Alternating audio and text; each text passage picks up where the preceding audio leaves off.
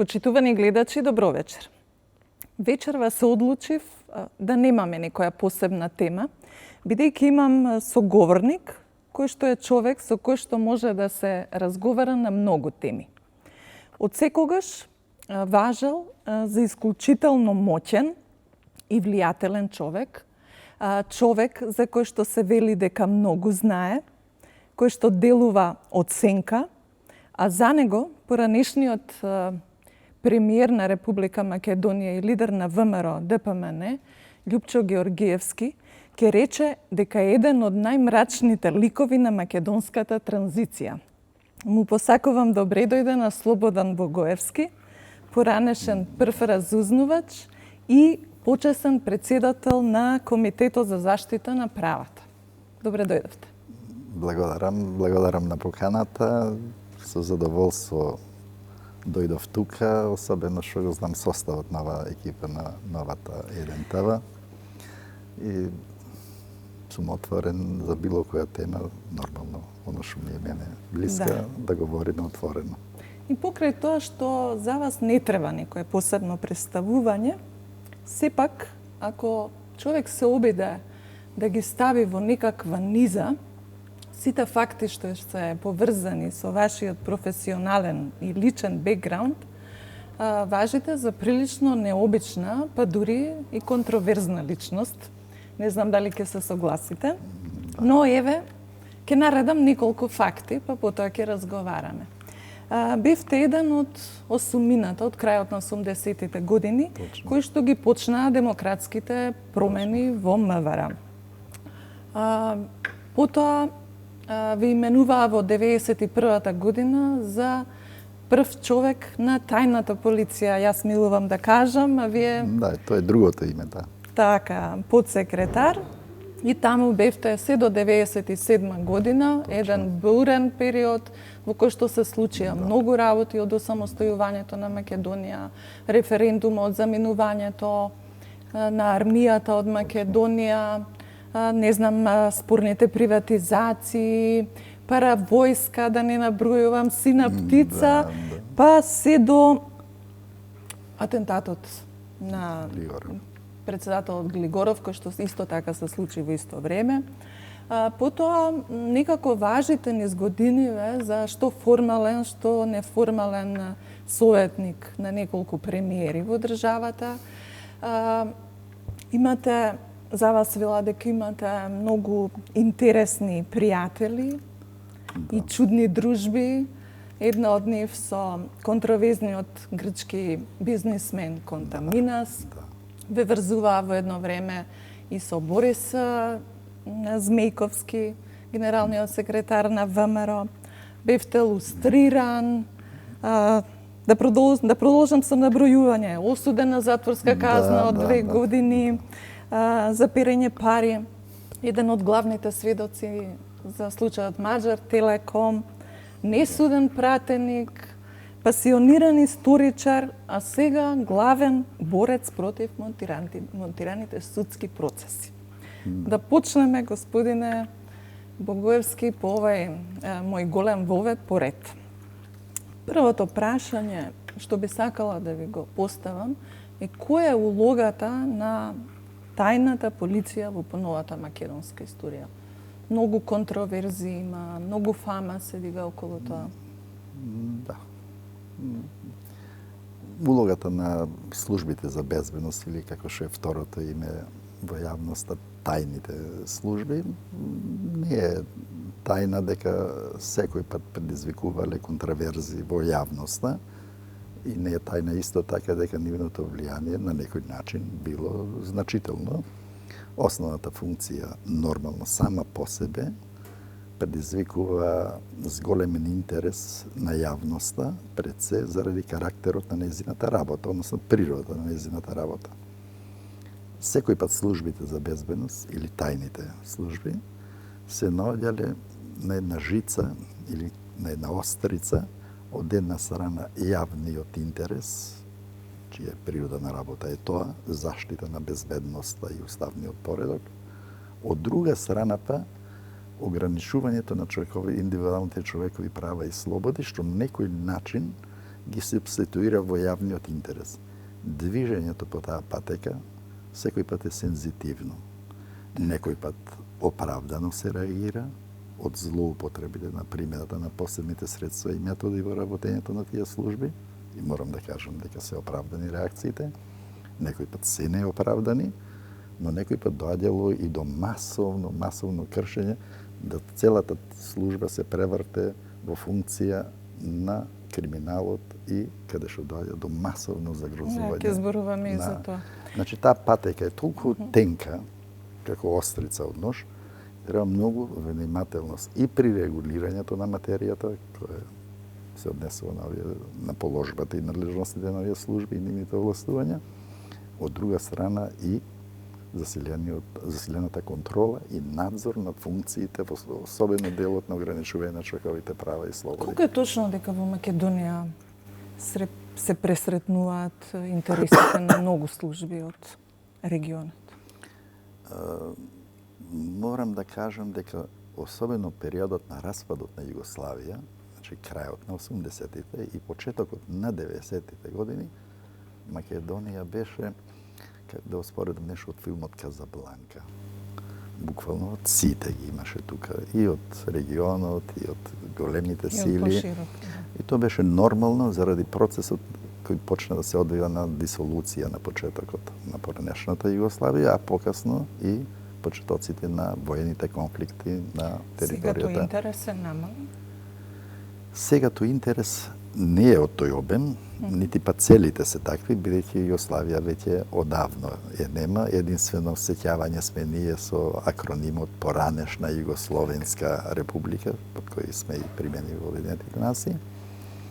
Друго сеќавање нема, осим ние по старите генерации кои сме работеле и живееле во тој систем на поранешна Југославија.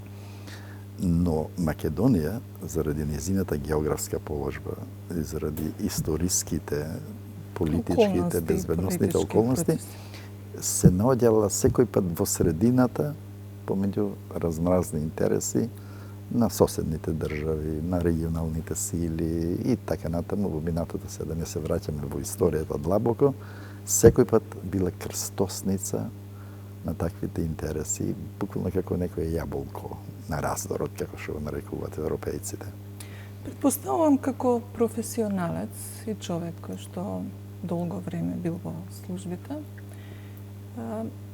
ги следите политичките случувања. Не ли е ли малку чудно за вас дека по 27 години од осамостојувањето, сега трансформацијата на безбедносните служби станува еден од главните услови за приемот на Македонија во ЕУ?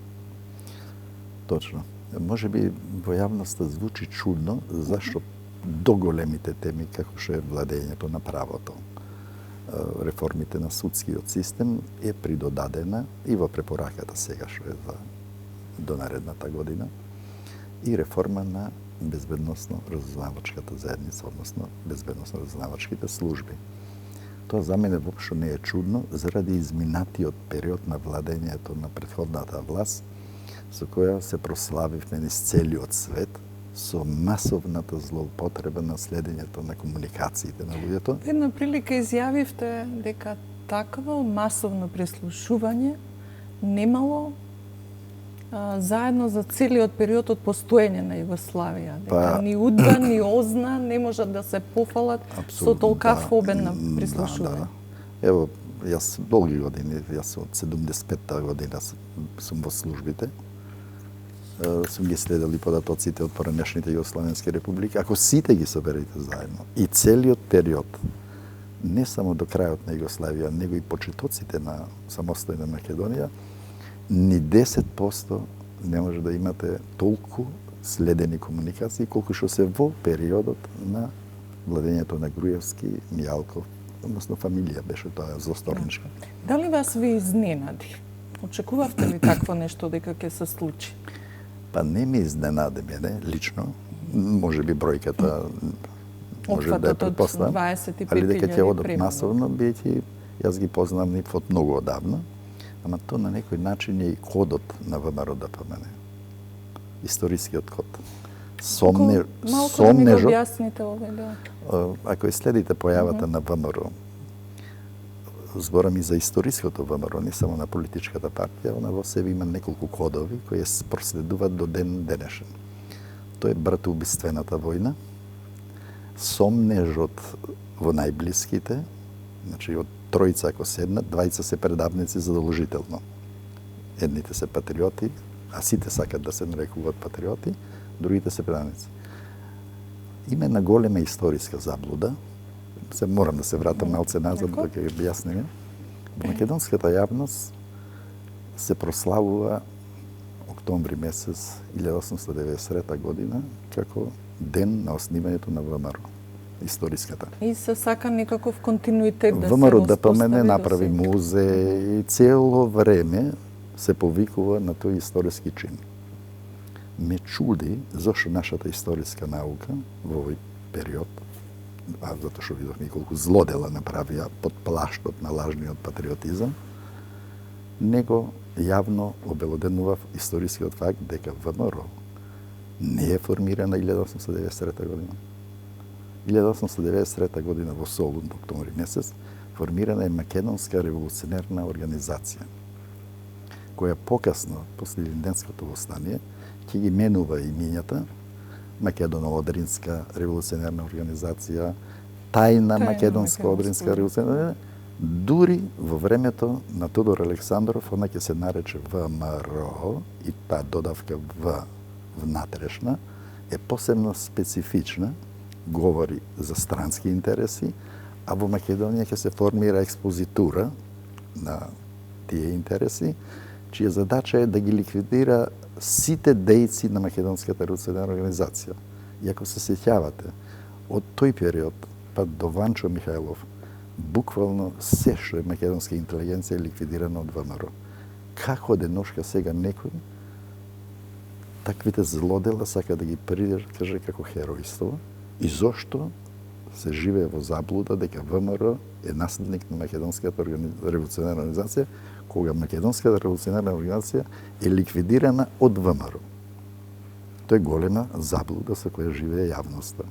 И тоа треба малце поотворено се кажат тие теми, без разлика колку болново ќе му прозвучи на луѓето кои се... За вас се мисли особено во делот на ДПМН, ВМРО ДПМН, дека оваа партија ви била обсесија во текот на кариерата и дека практично во периодот кога вие бевте на чело на оваа служба, биле најголемите прогони на, условно кажано, ВМРО-ците?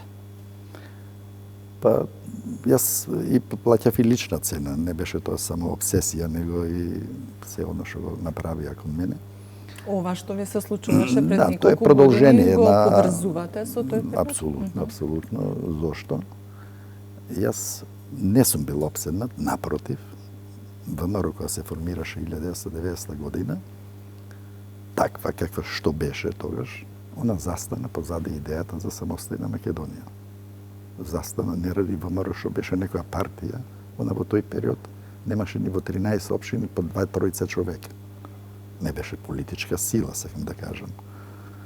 Народот се определи за самостојна Република Македонија, што впрочем го видовме и на референдумот непосредно после тоа. И така они ги добија мнозинскиот дел, значи 39 противника, добија на идејата за самостојна Македонија. Дали они навистина мислеле тоа? По доснешниот период покажа. И јас, нека ми покажат еден човек што бил прогонуван, притваран, затваран, од тој период, од такви побуди. Сакам да ве прашам, една фама постои во јавноста и тоа често пати се користи од страна на поединци во ВМРО. Дали истакнати членови на ВМРО низ годините биле незаконски преслушувани?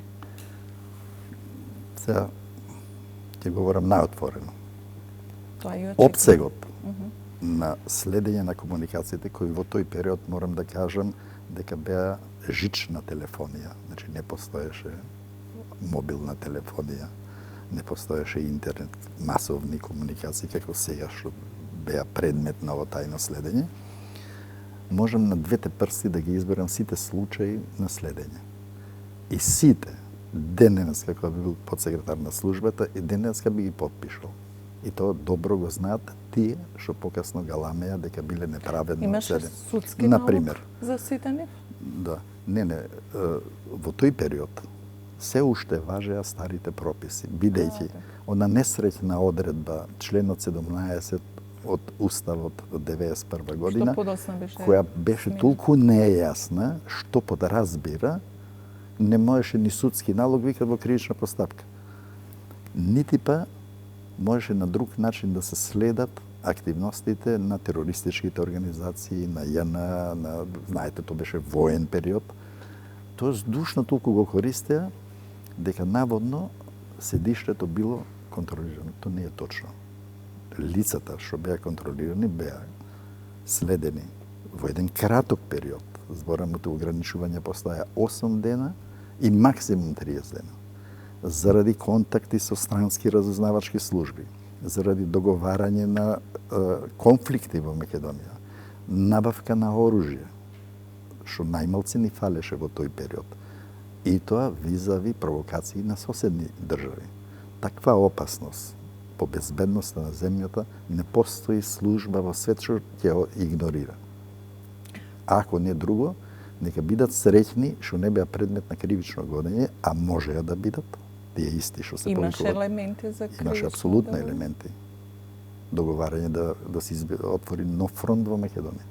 Јужен фронт, така наречен, за да му се олесни на горе во Хрватска. Сега ќе ве прашам. Така да, ево јавно им порачам дека пак би ги подпишал и нека бидат среќни што не беа притворени во тој период.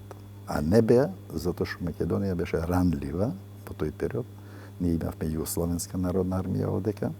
Имаше многу опасности од избивање на конфликт кој ќе беше погубен за иднината на оваа држава. И тој ризик, било кој шеф, сигурен сум ќе го преземеше. Остана нејасно и никако да лебди во воздухот. Зошто бевте сменети во 97 година? Јас уште 95-та година, после изборите на кои Македонија доби, да не речем се, еднопартиска влада и парламент, нели опозицијата се повлече во повлече и вториот го круг. бойкотираше, да. Почна да се случуваат работи на билдање на така наречената скриена држава или, што популарно може да се нарече сега, што не изразува целата суштина, партизација на институции. Демек сега сме ние сами на власт, нашите партиски кадри ќе си ги сместиме секаде. Тоа мене жестоко ме погоди, особено во овие институции, во Министерството за внатрешни работи, од кои причини? Првата работа што ја направивме 91 година, очекувајќи војна, знаејќи дека во Македонија не постојат организирани сили, немаме армија. Министерството за внатрешни работи беше единствената вооружена формација и единственото министерство екипирано да функционира во целосна смисла, бидејќи другите беа како експозитури на сојузните во Македонија. Сакате да Ние во кажете тој дека период- од тој период почнува се зачетоците Не, не. на партизирање? Прва работа што направивме, тоа е уште пролетта 91 година, измени во Законот за внатрешни работи, да се реструктурира незината организација, се стегне, за да може побрзо да функционира во такви околности. И втора работа, една од најтешките повреди на дисциплината и работните обврски се сметаше било каква активност во политички партии или во врска со нив. Значи можете да бидете одма суспендирани. Тоа придонесе да луѓето кои работат својата лојалност кон државата и кон службата да во целосна смисла ја изразуваат и бидат спокојни дека нивната судбина, напредување или уназадување нема да им зависи од местни, општински и други комитети како што покасно случуваше. 95-та година, уште пролетта, тоа го приметив. И почна притисоците да се сменел овој началник, да се сменел овој, да се сменел овој. Зошто? Затоа што не бил член на една од владеачките партии во Од кого коалиција. доаѓаат притисоците? Од Доаѓа Црвенковски, од владата, Либоров? од министри и така натаму. Тие што може да го прават тоа. И настане конфликт околу тоа. Јас на премиерот му ја понудив оставката. Викам, ако вака правите, слободно да си најдете човек, јас повеќе нема да функционирам. Овие луѓе го изнесаа најголемиот товар во процесот на самостојувањето на Македонија. Не е само ја проблемот. Тие деноноќно работеа, лојални на државата и на својата служба, се наеднаш ги сменувате со партиски кадри. Да, вие зборувате за 95-та, а за 97 година се случи вашето разрешување. Меѓутоа, Дали тоа имаше врска со атентатот на Глигаров? Пошто тоа ескалираше полека, 95-та година, ден пред атентатот, ја и писмено на председателот му доставив и на премиерот, дека од овој момент јас ќе останам оноку колку што треба таму, за не се почувствува тоа, но да си најдете човек. Се разурнува системот со такви партиски јуришници, кои немат никакви професионални квалитети, а треба да командуваат. Нажалост се случи атентатот и после се изградија многу приказни за моите мотиви, зошто сум го јас ден уочи тоа дадов. Так. И останав уште малце, еден период, беше травматски после тој период, да помогнам во конституирањето на Агенцијата за разузнавање, само во тој дел, не во другиот дел, бидејќи си имаше директор на Дирекцијата за безбедност, законската регулатива, организацијата, систематизација и се што беше неопходно, и после тоа отидов во влада. Тоа не ми го заборавија, зашто сум поднел барање да си најдат човек и на крај бев назначен за републички советник во владата, тогашна, но мотивите беа исклучиво тоа. Не можев да гледам како се распаѓа безбедносниот систем заради, не знам што да ги наречам, тоа е почетоците на таа скриена држава, за која би сакал да отвориме, луѓе кои не се професионалци најнаш стануваат началници Вие ја директори. споменувате скриената држава, а јас ќе го потребам изразот во извештајот на Европската комисија за робена држава. Која зароби државата и незините институции? Имате ли одговор на ова прашање? Да, ако ги погледате сите извештаи во изминатиот период, извештаите на Европската комисија за напредокот на Македонија, извештаите на Европскиот совет, на Европскиот парламент, на Стейт департментот, на Греко, сите. Ќе се фокусирате во најголем дел извориштето се наоѓаат во Министерството за внатрешни работи, правосудството. Така. Зошто? Каде што е моќта. И дефиницијата покасна која произлезе и која стана поприлично јасна по извештајот на експертскиот тим на Прибе, и под кој го доби називот, таму јасно дефинира дека Македонија е по целина заробена држава и дека тоа што се случувало во Министерството за внатрешни работи, што ќе биде предмет на работа на овој комитет наш сега, се заканува, вика, однатре да ја уништи државата. Тие зборови во извештајот значат многу. Најнаш ќе се прашате, па зар може едно прислушкување само или следење на комуникациите однатре да ја разорне државата? Може ли? Не. Може Он ли? точно знаел што пишува во, односно комисијата, експертскиот тим на Прибе. Он говори дека навистина Македонија е киднапирана држава од скриената држава, која нема ни во устав, ни во закон, а во суштина владее со јавната држава. Овие почетоци, што ви ги кажам, 95-та година, тоа беа само почетоци. И без разлика колкав бил мојот ребол тогаш, заради сето минато што го претргавме тој период, не може да се споредат со лудилото на доаѓањето 98 година на ВМРО ДПМН на власт, се сеќавате на големото УВО, на масовни чистки во Министерството за внатрешни работи и во сите органи. И пак тоа не траеше за среќа премногу долго. Тогаш немаше никаква разврска која што беше прекината со аболиција. Да. И дали беше логично со оглед на тоа што тогаш не реагираше државата да ни се случи десетина години подоцна од вакви огромни размери? Да, после тоа ќе доведе до, јас го нарекувам со еден музички израз, крешчендо на лудилото. Значи, толку луѓе да следите, меѓу кои најмногу своите од партиската врхушка на ВМРО, пратеници, судии, обвинители, новинари. Значи, вие се што им близко било. немате дилема кој го извршил незаконското прислушување? Па се не знам кој израз да го употребам за тие што држеа до тоа дека жолти комбиња на странски служби се шетале, кога еве ги експертите, и не мора да бидете било каков експерт, тие што правеа вештачење, јасно упатуваат масовно следење на комуникациите може да го направи само служба и со поддршка нормално со операторите кои се во телекомуникацијниот сектор.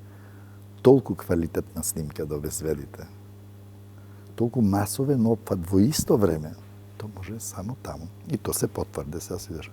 Да тврдите дека некакви комбиња на странски служби се шетале, па кои се тие странски служби да шетат тука?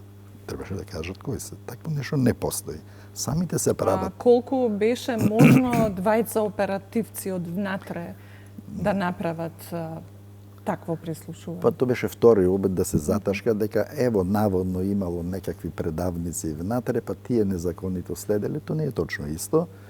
Оно што е опфат на така наречените бомби кои биле ставени после на располагање на господинот Заев и сега се предмет на работа на специјалното, го слушавте Лазаревски дека тоа не е ни 3% од вкупниот обем на незаконито следење на Колку тие луѓе беа изложени на ризик? На огромен ризик беа изложени. И како гледате на тоа што се уште и по 3 години? И јас се чудам како преживеа, обзирајќи за какви монструми станува збор кои беа на власт, тоа за Груевски и останатите кои беа загрозени од тоа. Но веќе самата појава на бомбите и интересот во јавноста и наша и меѓународна ги колебаше што да преземат према тие луѓе и затоа го смислија тоа дело што на некој начин сакаат да ги спакуваат, дека се обиделе да прават пуч, дека нелегално тие следеле за некакви странски служби. Тоа е толку смешно, но и жално за Македонија кога доаѓа од устата на некој кој е премиер. Така да ја лаже македонската јавност. Да знаејќи дека тој наредил со братучедот негов да се следат и најблиските од нивното фамилиарно обкружување. Може да замислите. Мене ми е драго, по иронија на судбината, тоа што им го правеа на другите, сега им е доказ во постапките против самите нив, а тие самите го правеле тоа. Некако ова оди на вашата теза од претходно за историското ВМРО и за недовербата ни кон неблиските. Сега сакам да ја заокружам таа слика за генот на ВМРО. Тој сомнеш дека секој е предавник, само ние сме патриоти, гледате и во реториката ден денеска и на новото раководство е, дека сите се предавници, само ние сме бранители на, односно патриоти само наречени. Тоа ќе ги следи и тоа е убаво покритие, оно што Гај Јулиј Цезар го вика во неговата книга Дебело Галико, вика кога ќе се најде во тешка ситуација. Зборува за војните галски. И кога гледав дека е безнадежно да се спротиставам на противникот во поглед на воената сила, единственото оружје што можеше да ги мотивира моите никаквеци, така ги нарекува војската, е да ги повикам на патриотизам. Тоа е последното прибежиште, вика, нивно. Ово не сакам се со ово никого да навредам. Јас прво да знаете, не сум патриот. Јас сум родолюб и со страст пишувам за нашата култура, историја, минато, но патриот не сум, затоа што луѓето не го разбират ни самиот збор, што значи. Разликата помеѓу патриот и патриот, кој ќе кажете, то воопшто не значи дека го сакате својот народ, својата држава. Патриот, латинската лексика означува држава, значи тие кои го сакат државното устройство од кое има полза. Тоа е тесното значење на патриоти. Значи, тие што сакат да се доберат до ќупот на народните пари и да имаат моќ, се патриоти. Другите си се родолюби, овие што си марливо работат, кои не се удират во гради дека се патриоти, па се родолюби. Ке се вратам на почетокот на нашето прашање. А тоа е зошто до сега, каде ги гледате причините што до сега не се направи трансформација на службите? Па, имаше ли отпори од внатре, од политиката? Дали секогаш се користат тие служби за партиски цели? За лукративни цели. За да биде појасно за јавноста, ја секој пат се обидувам, состојбите во тие служби и сите овие обидетове, мора да се сместуваат во еден поширок контекст на системот. Значи, тоа што се случувало, за кое говориме, масовното кршење на човековите права, ако дзирнете во постапките што ги воделе, тоа е све надвор од законот. Буквално све надвор од законот. Значи, воопшто не се внимавало ни на устав, ни на закон. Да, вие во неколку наврати Но ако подлабоко размислите... сакате да кажете дека нема судство, дека во овој период немало судство, нема Сигурен сум обвинителство. дека на сите вас, на целата вас, се наметна прашањето, па како можеше да ни се случи тоа? Како можеше да се случи еден Мијалков да дојде за шеф на УБК, кој нити имал било каква врска со таа професија, а вие го ставате за директор само заради фактот што е братучет на премиерот. Или обратно. Се доаѓаме повторно на заробената држава. Во Македонија, ние после 90-та година навамо, ние не успеавме да изградиме демократски институции, онака како што во првиот устав се деклариравме. Полека се движевме кон градење на две држави. Едната скриена, која ќе владее со јавната држава, и другата јавна за забава за народ. Ако овие почетоци што ги спомнав 95-та беа бенигни и можеше да се поднесе, затоа што моќта на институциите беше голема, се оно што се случи во периодот 98-ма, натаму, полека е целосно етаблира таа скриена држава. И разградување на институциите. Партизацијата на јавната администрација. Јавна тајна е, колку сакат да зборат лидерите на политичките партии, сите знаат дека не е возможно вработување во јавна администрација ако немате партиска книжка. Така. Прво, имаме 4 пати поголема јавна администрација него што ни е потребна.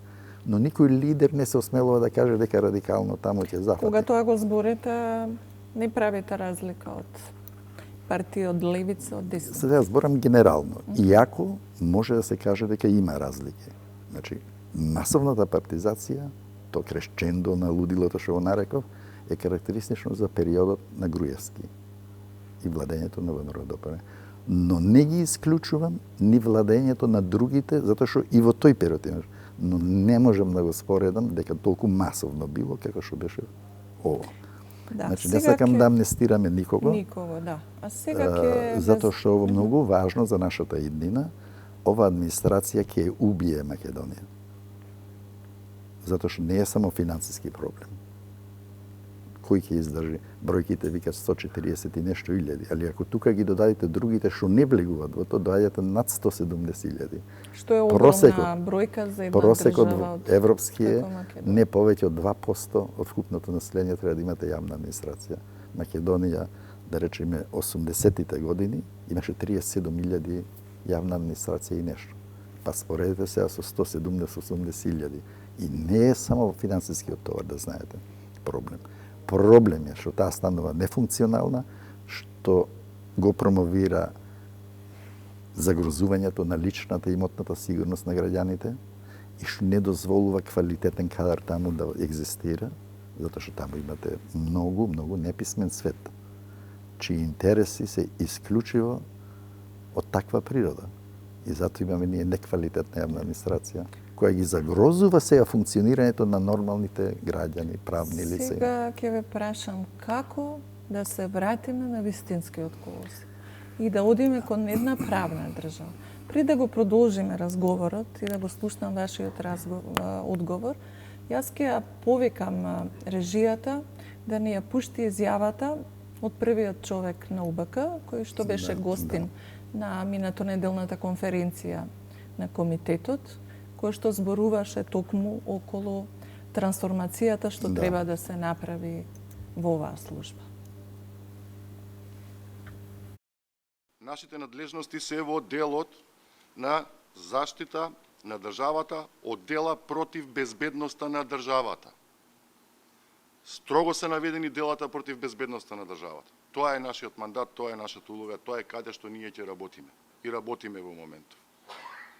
Сето друго што се случуваше е борба помеѓу два концепта кои што сакам да ги надминеме веќе. Тие два концепта се концепт на централизација на моќта и концепт на децентрализација на моќта. Изминатите години владееше концептот на централизација на моќта. Тоа е најголемата опасност за државата.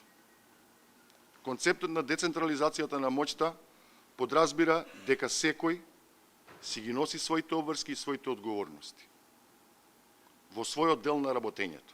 Не може еден центар на моќта да одлучува за све во државата. Го слушнавте, Николовски. Ќе успееме ли да направиме децентрализација на моќта? Он говори со лексиката на безбедносно-разузнавачките служби. То се другите зборови за овој сегмент во рамки на заробената држава, односно скриената држава. Централизацијата на моќта, за која говори господинот Николовски, е тој израз што се користи конкретно во таа средина. Што означува тоа?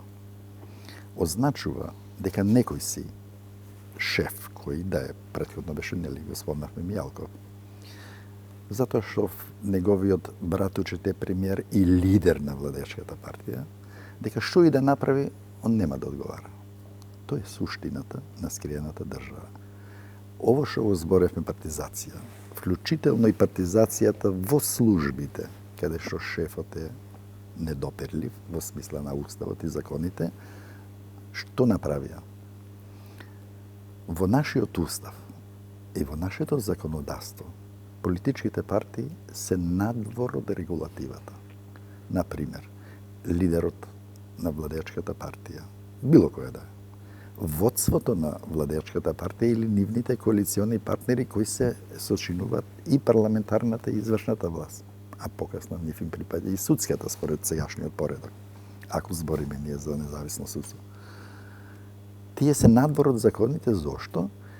Тие донесуваат одлуки, бидејќи изборното законодавство е исто во функција на скриената држава, ние веќе не гласаме за парламент, ние немаме представничка власт. Ние гласаме за листи на владеечката партија што ги сочинуваат водствата на тие партии. И кога имате на таква состојба, значи вие контролирате све, и извршна, и законодавство, и судска. Но не одговарате за ништо, затоа што во нашето кривично законодавство лидерите на партиите немат статус на службени лица, како што има председател, премиер и така. Таа скриена држава, која одлучува за све. Од партијата ВМРО, опозиционата ВМРО, ќе ви контрираат и ќе речат дека специјалното обвинителство беше формирано за да се стави на обвинителна клупа целото раководство поранешно на ВМРО. Јас за целото раководство на поранешното ВМРО ДПМН многу пати имам кажано, не дека сите луѓе се такви, но кога биле заедно со Груевски, тоа е единственото раководство кое во современата историја на Европа не само што го доби епитетот од јавноста и не ради сите овие извештаи за кои збориме, него и обвиненијата кои се покренати да добие епитет цела влада и цело раководство злосторничко здружение. И ово не е никаква навреда, затоа што и официјално се обиднети за злосторничко здржување. Никаде во Европа се нема случајно тоа. А то тие во исто време се и членови на извршниот комитет на партијата. Злосторничко здржување произлегува и од методите на функционирање што ги користат? Апсолутно. Заробената држава подразбира тиранија на некој кој стои позади, ги донесува сите одлуки, али не одговара за тоа. Тоа е трагедијата нивна што овие бомби, дека Сајо, кого го обвинуваат, дека се бавил со него, па со кого ќе се бави Сајо, ако не со бомбите, а во бомбите се токму тие, и сигурен сум да имаше подолг мандат, може би ќе излегува и други работи. Али тие го буквално овозможи на крај крајва и гласа да законот за специјално обвинителство. Очекувате ли судска разврска на сите овие случаи? Лично морам да ви кажам дека сум скептик дека ќе има целосна разврска од многу причини. Нашето судство, јас редовно го критикувам, затоа што и лично бев жртва на такво грубо газење на уставот и законите. Буквално, што Мијалков наредил, секој добиваше таква казна. Дали сте виновен, не сте виновен. Ако Мијалков речел тој човек толку месеци во затвор, имам сведоштва, материјални докази за тоа. Толку ќе леже. Ако рекол дајте му 10 години, до Врховен суд ќе оди, тоа така ќе биде. Зар е возможно, да речеме 2013-2014, ако кажам податок, дека 99% од предлозите на Министерството за внатрешни работи проследени преку обвинителот, а обвинителот е баџанакот на Мијалков, другиот е Марко Зврлевски до него, од редовното, сите барања се завршени со притвор, 100%, да речеме. Ево, кажав ја 90 и нешто. Како го коментирате тоа Што е што тоа?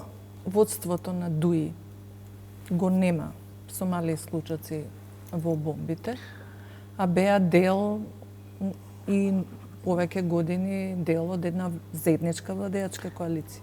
Тука е мојата скепса, пред како кажав скептичен, зошто во Македонија, ако сте власт, не одговарате за ништо.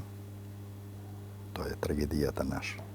И затоа се радувам на оваа препорака од Европска Унија, затоа што првиот скрининг ќе го направат, од лабинско снимање што го викаат, затоа што ќе го правија и сега да ни дадеа чиста препорака. Прва задача е тоа. Добро е што е вака, затоа што ќе ни треба време да погледнеме каде е таа скриена држава, што е владе и опустоши Македонија, а институциите постојат само за обичниот свет, колку да се залажува дека имаме институции. Ќе ве прашам многу. Ево зашто. Да. ДУИ мора да одговарат не само ради бомбите, него и друго на јавна сцена што се случуваше Да, како јас ќе ве партнери со прашам, Груевски. Да, ќе ве прашам 9 многу години. директно. Вие зборувате ДУИ како една политичка групација. Тако беше прашањето. Да. Јас ќе ве прашам конкретно. Очекувате ли некогаш за некаков криминал од големи размери на обвинителна клупа да се најде Али Ахмети или Муса Џафери, да речем? Кога би биле ние барем малце нормална држава, Али Ахмети одавно ќе беше на обвинителна клупа. Нажалост, ние сме се уште заробена држава од скриената држава. Овие напори сега што се прават, колку да изгледаат. Кога ова го велите, не го имате, предпоставувам на ум, само случајот Маџар Телеком? Не зборам само за Туку Маџар многу Телеком, пошироко. за се ова што целата јавност го гледаше извинатиот период, партнерството како се одвиваше на целосно криминална основа со Груевски. И таа разделба многу тешко им падна на многумина од водството на ДУИ. Се уште сонуваат по рекетот што го собираа, по другите злодела што ги правеа. Едноставно беа како сопствен пашалак Македонија поделен. Јас ќе рекетирам ваму, вие ваму. Другото ќе си оделиме заедничко. Буквално до тој степен Како беше. тогаш може да се очекува дека една партија која што била навикната на поделба на пленот, сега да се очекува поразлично? Па тие, ако ги слушате на јавната сцена, устите им се полни колку се за евроатлантските интеграции, колку се за соживот и така. Во суштина, сите знаеме, ги следевме. Толку долг период беа заедно со Груевски, работе исклучиво криминал. И Може како ли можете една да очекувате партија која што во јавноста е препознатлива по етикетата тендер партија, да биде во овој момент надвор од сите процеси? Тоа е трагедија наша, би кажувам, но заради тоа што не е можно постојање на оваа влада, која навистина се сака да повлече овој реформски процес и навистина многу направи во овој краток период, тоа отворено го кажувам, иако не навијам за никого, ДУИ е огромен товар, односно овие луѓе од ДУИ што беа заедно со Груевски во власта. Може ли да биде ДУИ каменот што ќе ја влече оваа власт кон дното? Па ја мислам дека он постојано ја влече. Ево, сите отпори во реформските процеси во областа на правосудството извираат од таму. Не извираат од Грција, Бугарија или било кој сосед. Од таму извираат затоа што тие упорно не дават своите партиски кадри во судството и така натаму, никој да не биде померен. И тие ќе се борат до последен момент. И затоа се радувам да се направи скрининг, затоа што вие ако имате партиски кадри во судството, заборавете на судство. Тука нема судство. Потому што да лажите Очекувате ли јавност. дека може да се случат вистински реформи во судството? За сега не. Ќе се направат промени, ова што се прави. Гледате колку е жесток отпорот и на ДПМН, на сегашното ръководство, кој се ни еден збор не се дистанцира од тие мега криминали на претходно. И не може да биде бејќи окторирано од Груевски. Тогаш како Отпорите Македонија ќе бидат ќе во го парламентот. исполни условот за започнување на преговори со ЕУ, каде што се бараат пресуди за корупција на високо ниво? Ако тоа не се направи, ние и денеска да имавме препорака чиста. Ништо немаше да се случува во Македонија во смисла на незиното зачленување во Европската унија, затоа што еден од најважните услови е овој, владењето на правото. Владење на право подразбира, значи, длабока институционална функционалност на уставниот поредок. Но тој не е можен ако тој е во функција на скриената држава, што ние благо ги нарекуваме партизирани институции. Тоа не се партизирани, тој е благ епитет. Тие се целосно криминализирани затоа што стојат позади луѓе кои не носат никаква одговорност за тоа што го прават. Тоа е Македонија. Господине Богоевски, колку ве фрустрира случајот Маđар Телеком? За кој што вие сведочевте пред Њујоршкиот суд, 4 часа, колку што се сеќавам, во македонското обвинителство, а виновниците или подкупените политичари се уште се или неказнети, или оставени во заборав.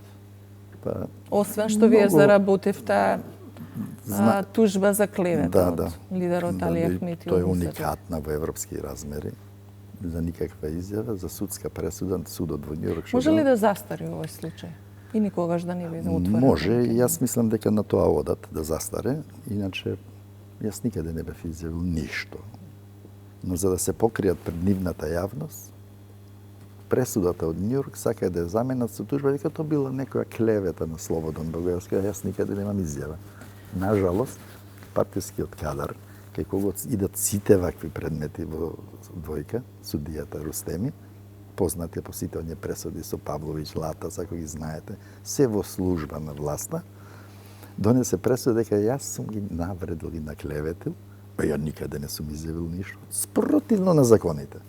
Такво нешто, да донесете таква пресуда, која сега е укината од апелација по сите основи, во било која минимално нормална држава, вие наредниот ден нема да видите судија, затоа што не станува за слободно судијско уверување.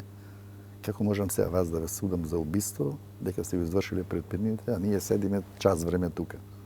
Е така отприлика изгледа нашето судство.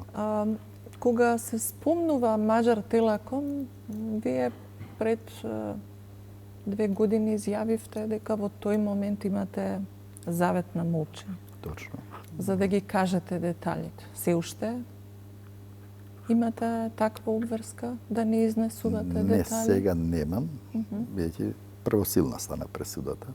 Таа Добро. пресуда е базирана на преку 270 материјални докази и преку 30 сведоци. Не е Слободан Богоевски тој ради кој се донела пресудата. Јас сум само еден од тие сведоци, но затоа што му тука се вознемирија духовите. Ќе дознае Не ли ме фрустрира. Македонија кои се тие Зошто? подкупени Ево. политичари? Ќе ги кажете ли јавно? Целокупната документација, што е користена во судот, тоа се материјални првенствено докази, му е достапна на јавниот обвинител. Државниот јавен обвинител Марко Зврлевски во времето кога беше на функција, во разговор со мене токму на оваа тема, рече дека и покрај тоа што инсистирал во повеќе наврати да добие докази, не ги добил тие докази. Толку ли е тешко да се дојде Тоа е до лага. доказите кои се подкупените политичари? Апсолутна лага. Зошто? Затоа што, ево, покасно гледавте како продолжи таа соработка со владата на Груевски помеѓу телекомите, бизнис делките, веќе да не ги повторуваме, јавноста е позната. Он имаше задача да го заташка целиот криминал. Да тврдите дека Соединетите Американски држави нема да ви дадат документација за Маđar Телеком, ако ја веќе им ја дале, Тоа е таква безочна лага од устата на државниот обвинител, да побарал, ви гарантирам, во најнормална процедура, за не повеќе од 2 недели ќе му била на маса во оригинална форма. И сега му е. Хипотетички, да ги добиеше на маса, кој требаше да одговара што го спречил, што го овозможил монополот на Телеком? Во тоа време, Да. тие што го продадоа. Нашиот Телеком е продаден по многу ниска цена, прво. Многу. Тоа беше еден од најдобрите во регионот. Второ е продаден на офшор компанија. Од Кипар. Не, од Девсените острови. Името е Stonebridge и ден денеска е тој газда на тоа. Друго е брендот што се користи, Deutsche Telekom и така натаму. Кој се офајди од Маđар Телеком? И па се офајдија сите, тие што го продава најмногу, се офајдија и офшор фирмата на Кондоминас, која без да вложи ништо 5% од сопственоста си зема и с дивидендите си ги делеше на тој основ, влезе со 20 во управувачкиот одбор. Се офајде и многуми на други околу тоа и ние добивме највисоки цени во Европа. Со децени беше оплячкан македонскиот народ. Била дека од Со Маđар високи Телеком тарифи се и офајдиле испомпувани. 2 влади. Сите, Маđar Телеком е карактеристична одсечка на нашата икона на криминалот, колку сакат нека се навредат. Секој гледаше да извлече некоја профит, но најголемиот е тие што го продадоа. Кој? Па тој подписник, ако се сеќавате, тоа се законно беше, министер беше Никола Груевски, кој покасно стана премиер. Ако паметите, тогашниот министер за финансии Стојменов беше Не сменет. намерно ве навидувам да ги кажете Не, не, имињата, не. бидејќи Не, самите јас сум рековте во- дека не, нема Ма веќе завет на мок. никаква тајна не е тоа. Така. Тој што ги подпишуваше анексите за ОКТА, каде што исто последник беше Кондоминас со Манолис, беше Никола Груевски како министер за трговија. Пошто се покажа како добар во тоа, Лјупчо Георгиевски го назначи за министер за финансии заради продажбата на македонскиот Телеком. И тоа не е никаква тајна, сите го знаете тоа. Тоа го знаат. Сега Да. ќе направам една паралела со Значи, тие блиски врски со таа групација долу датираат уште од тој период. Продолжи и сега, во време на ова влада од 2006 натаму, и ги продлабочија во сите сфери на бизнисот. Да, вие пред неколку години отидовте чекор понатаму и тврдевте дека дури изборот на Никола Груевски не е случаен на челната позиција, Апсолутно. Да. што ги вознемири духовите во ВМРО, па поранешниот Ево ќе ви го лидер потврдам и на сега. ВМРО ДПМН излезе со тврдење Мрачна. дека сте мрачна фигура и дека безочно лажете, дека тоа не е точно. Па, може ли да ги негира снимки Георгиевски, неговите прошетки долу, бродовите? Може да ги негира доказите, ако му ги покажам? Може да ги негира личните мои контакти на кои ме прашувале што мислиш, го одбравме Груевски да биде наследник?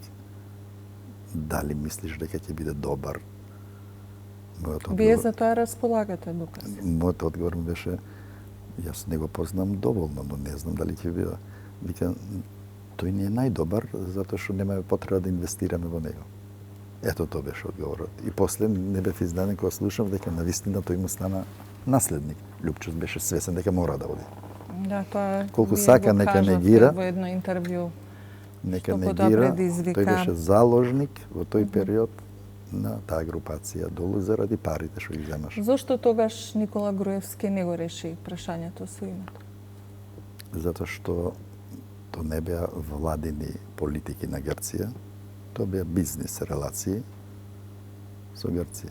Тие немаа контакти и разговори со одговорните во Грција. Да, тоа се виде и од една и од бомбите. Тоа си беа луѓе кои си беа од бизнис сферата и вие разговарате за име презиме со луѓе со од бизнис бизнисмени, а сферата. не со политичари. И нудите придавки, додавки и така натаму, да би после рекли овде дека ние Времето сме многу патриоти. брза, јас и лета кога имаме интересен соговорник. Само накратко ќе ве прашам за 26 април. Не е ли малку чудно што на обвинителна клупа наскоро ќе се најдат 30 извршители, а во овој случај ги нема главните инспиратори и оние што дале наред?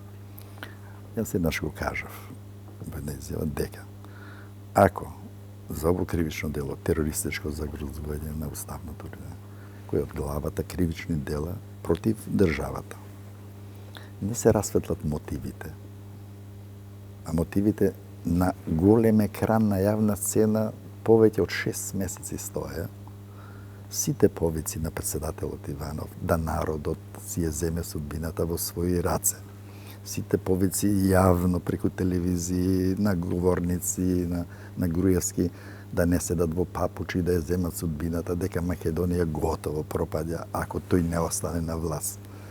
Сите активности на председателот на собранието Трајко Велјановски, кој спротивно на уставот го узурпира преседавањето со парламентот, кој требаше да се конституира за да може да се конституира и владата, упатува на длабока организираност и мотивираност на постоечката тогаш власт да остане власт и понатаму. Мотивите на организаторите беа токму тоа да се оневозможи конституирање на највисоките органи на Република Македонија, тоа е собранието, и да се оневозможи конституирање на влада. Се сеќавате дека председателот на државата надвор од уставот поставуваше услови кои не постојат во уставот. Да. На кому би му го Се доверил? сеќавам, меѓутоа ќе ве Купуваа прашам, време. очекувате став ли е- од Љупчо Јовевски, новиот државен Мојот јавен став е обвинител, дека ќе го прошири обвинението и дека кон новија функционери? За вакво кривично дело не можам да тврдам кој колку што направи, мада и јавно гледавме сите што се случуваше таму, но ако овие лица не им се придружат, тоа дело ќе изгуби смисла. Затоа што тие луѓе од агенции за обезбедување, од чувари, од ова, тие немале политички мотиви да ја освојуваат власта или да ја задржат власта. Во дело токму тоа подразбира, да се е страф и така натаму и да го загрози уставниот поредок, него имале овие кои беа власт и кои ги организира. И сите знаат во Македонија кој ги организираше, но ние се правиме кога ќе дојде ваква ситуација, епа немаме докази кој му дигнал телефон од Виена, па тој немал никаков мотив, да речеме тој нинџа или братот негов што бил со Груевски. Јасно е дека по наредба на Груевски го направил тоа во една добро организирана акција за да се невозможи конституирањето на парламентот. Тие луѓе мора да им се придружат на овие обвинети за да има смисла делото. Иначе може да ги обвините за се друго, да речеме за насилство, за обид за убиство, за телесни повреди и така натаму куп дела, но не може да ги обвините за терористичко загрозување на уставниот поредок ако ги нема овие мотиви. А мотивите се кај овие луѓе. Ако е многу тешко да се дојде до сантата на ледот и понатаму, значи, принципот на неказнивост остане во Македонија, како тогаш може да очекуваме воспоставување на владење на правото, правна држава, и како тогаш сите оние луѓе што на некој начин се обединија во Комитетот за заштита на правата, можат да се надеваат дека ќе дојдат до обновување на судските процеси и до правда, вистинска правда за нив. Надежта секој пат постои, тоа е смислата на оваа борба, иако потполно сум свесен за ова скриена и заробена држава. Прво морам да нешто напоменам пред да се вратиме на конкретно нова. Во нашиот устав постои амандман, кој е составен дел на уставот од 2005 година, амандманот 27, кој е лика и прилика огледало на скриената држава, кој гласи вака: судија во вршење на својата функција за искажано мислење и донесена одлука не одговара. Пазете, уставот наш ги исклучува од било каква одговорност судиите за донесена одлука. Што значи, сега и да му поднесете, а тие нема потреба судија да зема огнено оружје па да иде по улица да тепа некого, они убиваа со своите одлуки луѓе. Многу луѓе невидни умреа по притвори, по затвори.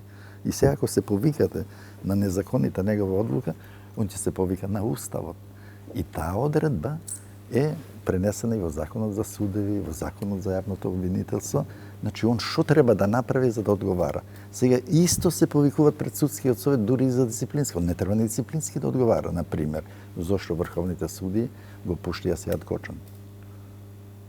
Јас да сум ќе се повикам, извинете, ама Уставот ме штити мене. Ама таа е незаконита. Ако Уставот исклучува, значи ги ставате надвор од уставниот поредок, Ако тоа е судиите страшно се нешто. надвор од уставниот поредок, ако членовете на судскиот совет се надвор Не од постои одговорност ни за уставниот и нив. не постои одговорност. Ако врвот на судството во Врховен суд се уште е со луѓе кои што на некој начин во изминатиот период не треба да ги представуваме. Да, беа кочничари на промените и на судските реформи. Како тогаш до правда? Во Македонија е најтешко да говорите за ова тема како до правда. Ево, од овие причини, затоа што ние имаме две држави, правдата постои да се залажува јавноста, а скриената држава постои да се стваруваат интересите на тие што владеат. Ние понудивме уште од почетокот на работата на Советот за реформи и специјален закон, што навистина е преседан во европската пракса, затоа што сметавме дека единствено со закон може да се овозможи враќање на можноста за правда на овие луѓе кои се буквално прегазени на еден најбрутален начин. И то најде на жесток отпор на постоечките институции, пред се реков на тие кои до претходно беа заедно со Груевски на власт. И сето тоа беше толку излобирано и надвор, дека тоа ќе направи хаос, ќе го загрози начелото на За валидата. колку И тој судски закон процеси оспадна. станува збор? Станува Бидејќи збор, вака во јавноста постои ако збориме за овие масовни, некаква фама дека тоа голем дисбаланс може да направи поместување и правна несигурност. Имате ли направено листа на предмети кои што Имаме. можат по сите критериуми да се наречат монтирани судски процеси? имаме ние листа и ги опфаќа овие карактеристичните случаи што и на јавноста и беа познати. Дали и тука И е тоа што беа случајот предмет агент на- или И меркатор? агент, и додуше и тие не го воделе. Така го воделе по 4 имиња за да обезбедат нешто друго. Сите овие случаи, од метастаза до калдрма, до змиско око, до ликвидација и да не би бројам, тоа не се повеќе од 25 како случаи. Но проблемот е што фаќат некаде 18, некаде 7, некаде 30, некаде повеќе од тоа луѓе кои беа масовно апсени на спектакуларен начин со грубо кршење на презумцијата на невиност и со тормозење на нивните фамилии. Имавте прилика на екрани да ги гледате. На база на овие случаи, јас не викам дека се само тие, илјадници други има поединечни што јавноста и не ги знае. И во граѓанските предмети, и во кришните. До сега ниеден судија немал одговарано за тоа, затоа што не е возможно да одговарате, биха тоа е се синхронизирано било. Тие се надвор одговорноста, наслушуваат само од владеачката партија наредбите и тоа е крај со нашата правда. Нашиот обид беше токму тоа. Значи, со посебен закон да им се даде шанс на луѓето во транспарентно фер судење и јавноста да виде дали на вистина тие се криминалци или се работи за жртви на скриената држава. Она што ви беше Тоа понудено е владен заклучок дека Да. институциите ќе се отворат за да ви достават податоци кои што можат да бидат користени Точно. во Кога тоа обновени отпадна, судски како постапки. можност, единствена можност беше, значи да се искористи правната рамка, таква каква што е, а таа е никаква, ама ајде, таа е што е. Можноста за вонредните правни лекови, повторувањето на кривичната постапка и барањето на заштита на законитост. За да повторите кривична постапка во Македонија праксата е никаква, со ово промили се мери, кога Ви се требаат реагира. нови докази. Али треба еден од основите, нови факти, нови докази и има и други. Одлука на судот во Страсбур, понатаму незаконито прибавени тонски и други снимки, што е точно се однесува на МВР, затоа што таму тоа се случувало. И тоа е исто можност која законодавството го дава. Одавно во законите, конкретно во Законот за внатрешни работи, одредбите 5, 11, 12, во стариот закон, Да, 38, но тоа е 58, подолгиот и потрнлив дава пат. можност, и ако се има желба, тоа е истото, тоа би било потребно и по службена должност, и без наша инициатива тие да го работат тоа. Да им се дадат доказите. Ево ви кажувам дека таму ќе видите дека нема случај што е законито воден. За да можат луѓето, барем шанса да им се даде да си ја повторат постапката или да барат заштита на законитост. Заштита на законитост се бара ако е повреден устав, закон или меѓународен договор, односно конвенција. И едно и друго ги има во сите овие случаи. Зашто на луѓето кои биле жртви на овие, да не им се овозможи таква шанса, а во исто време да се смени и перцепцијата на Европската унија кон нас, затоа што сите извештаи се базирани на овие случаи. На друг нема. Може ли да се случи, доколку нема ефикасна разврска, тие исти луѓе да доживеат уште една неправда? Они доживуваат и сега втора Голгота, затоа што ово предолго трае. Може да замислите повеќе од една година и ова влада. Сите овие напори што беа со закон кога пропадна, ние се свртивме на 15 мај, владата донесе заклучок и тоа беше сега единствената надеж. И мислам дека треба брзо да се работи, затоа што многу семејства се разорени, многу семејства се останали без екзистенција и заборавени од општеството. Иако викавме на митинзите нема правда, нема мир, но никој не ги погледна овие жртви. Барем шанса да им се даде. Многу мина се со блокирани имоти. Велат надежта последна умира, но Да. И ова борба што ја што ви водиме, дава вас има верба дека сепак ќе има некаква сатисфакција? многу поголемо значење има отколку што е некој замислува индивидуалната слобода или враќањето на правдата на овие жртви. Затоа што со сомнеш во правдата, со сомнеш во правниот поредок и институциите, ние никаде нема да стигнеме. Заборавете на реформи, тоа ќе бидат празни пароли. Ако позади себе остава милијадници жртви, и после тоа не интересираат. Да. Ние дојдовме сега на власт, идемо далje. Моето Тоа не последно прашање пред да го завршиме разговорот. Очекувате ли дека судството има капацитет, кадровски, секаков, да обезбеди фер судење и достапност на правдата за сите? С оглед на искуството што ги имаме низ Морам- годините, перцепцијата, лошите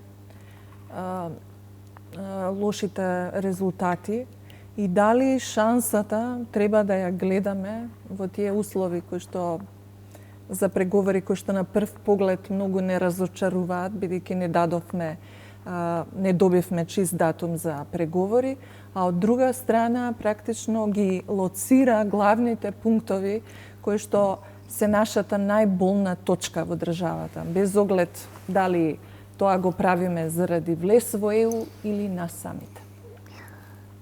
Има нешто чудно во нашата филозофија на живење.